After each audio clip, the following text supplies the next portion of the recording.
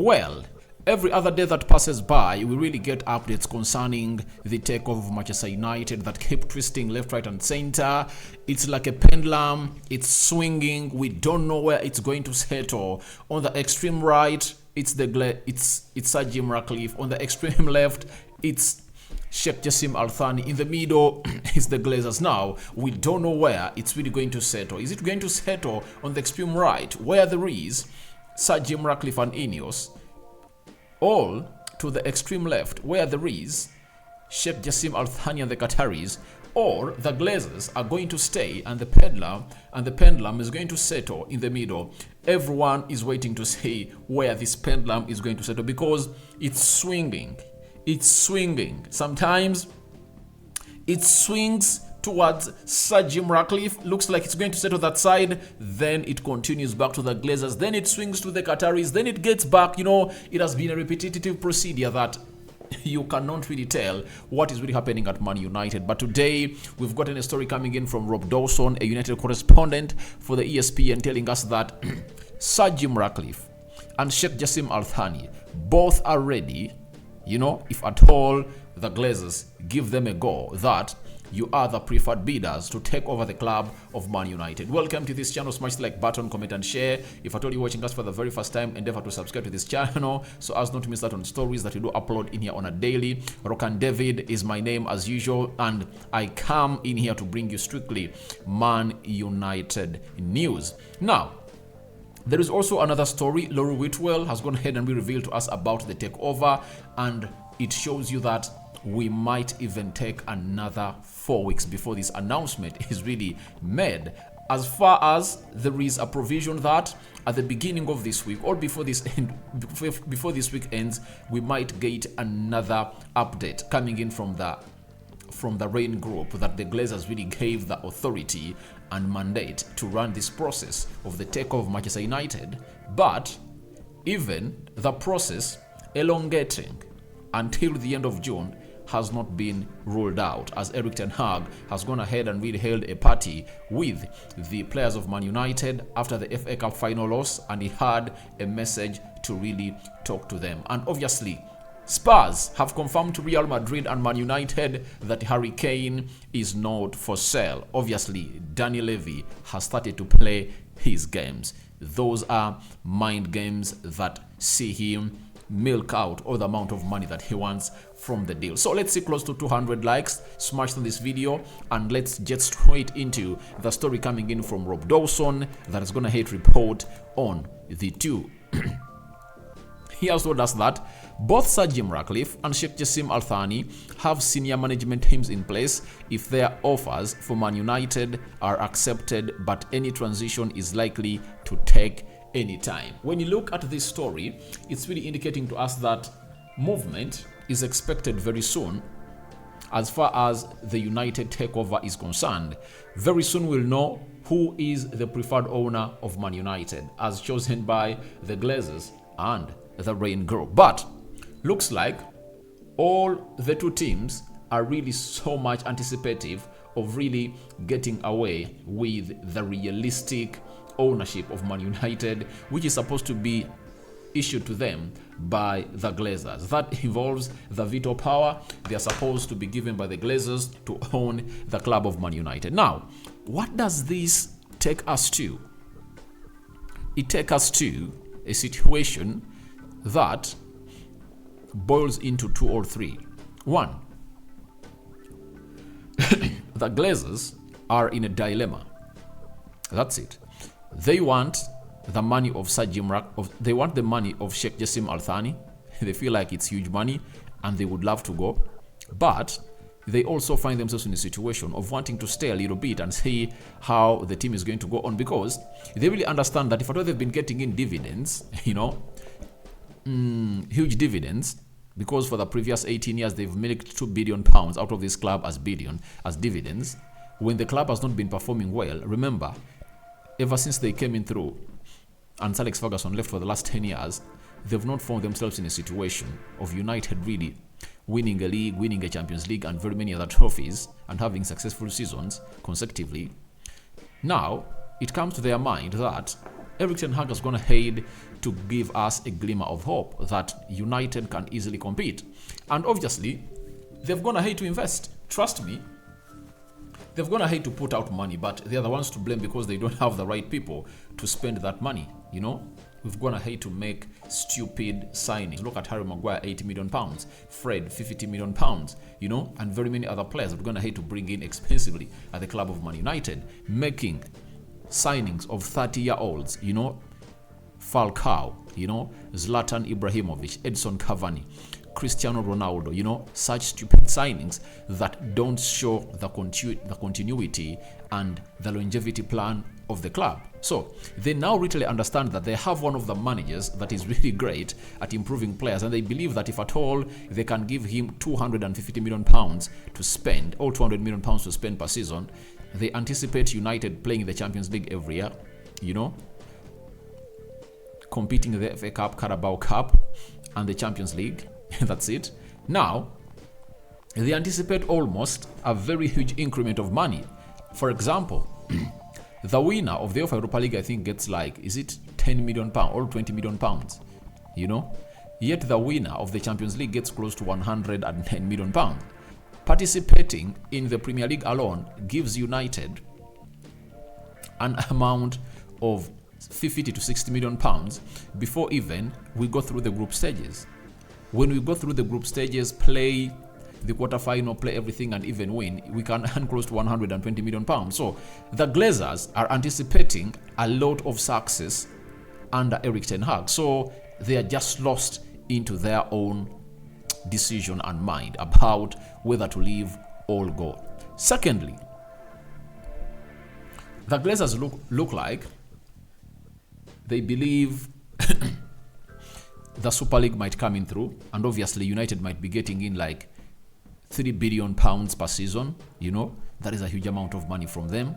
Now, there is even a concern of maybe a plan of teams getting their broadcasting money, or even the Premier League increasing on the broadcasting money that they give to the club. So this club of United, if at all Ten Hag gives it the success it deserves when it's well backed by the board, this club can see its income flux or explode to £1 trillion a year. With £1 trillion a year, the expenditure will be around £600 million, and a profit of close to £400 million will be left here, and they'll be really getting that. You know, when the Glazers came in through, United was making its own profits, right?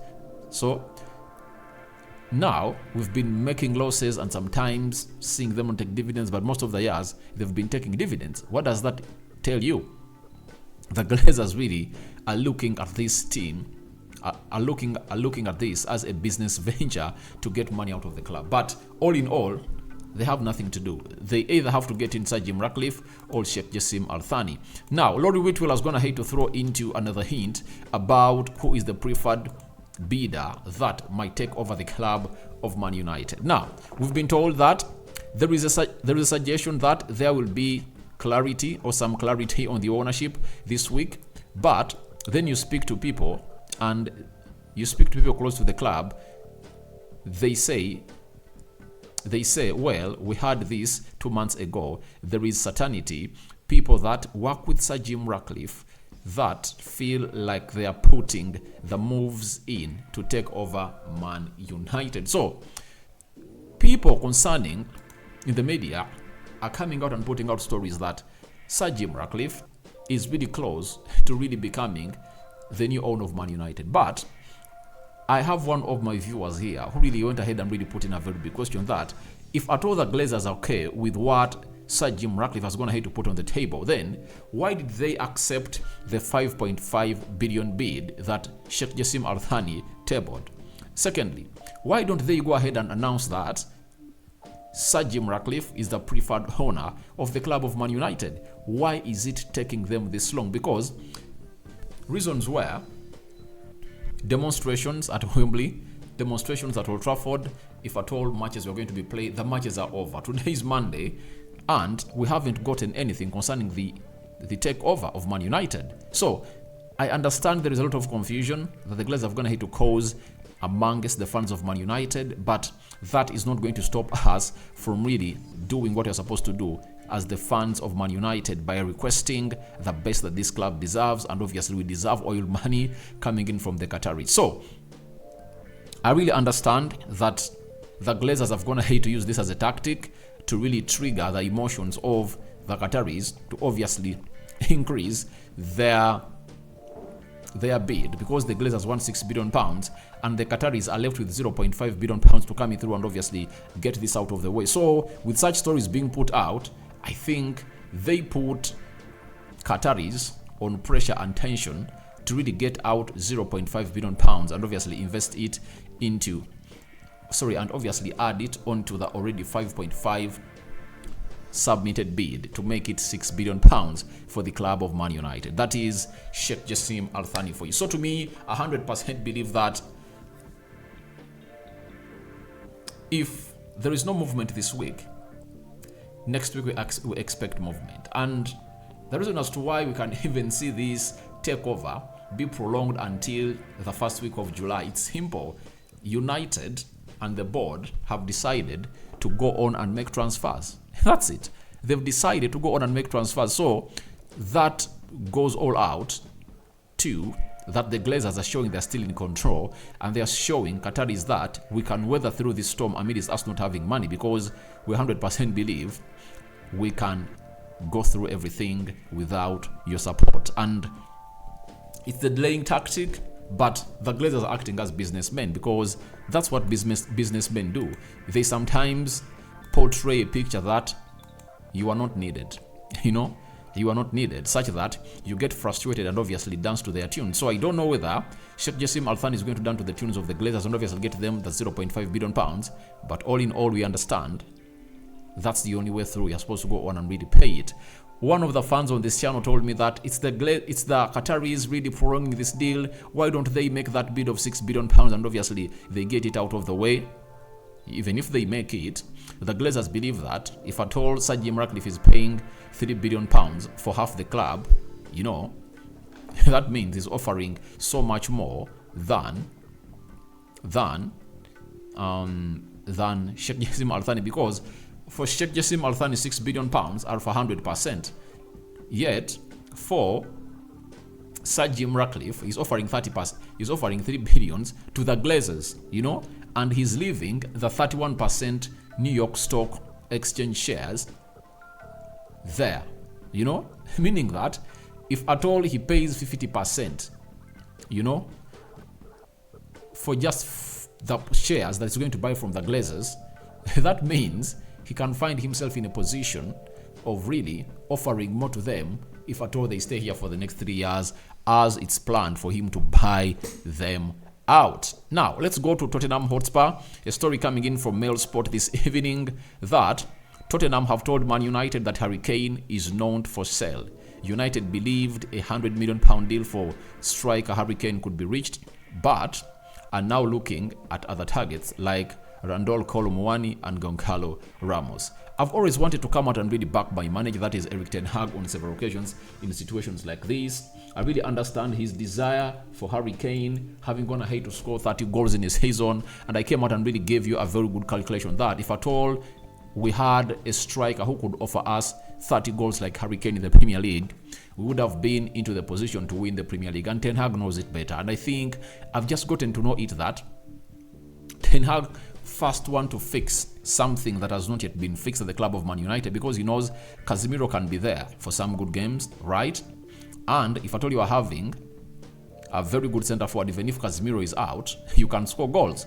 So he's anticipating of a season of getting a centre forward who can really get you 20-30 goals, add on the 30 of Marcus Rashford, maybe the 15 of Anthony, the 20 of Bruno, the 10 of Anton Martial, the 10 of Sancho, and then he calculates that entire season and equates it to a Premier League title, of which, when you look through all that, he is right. He is right.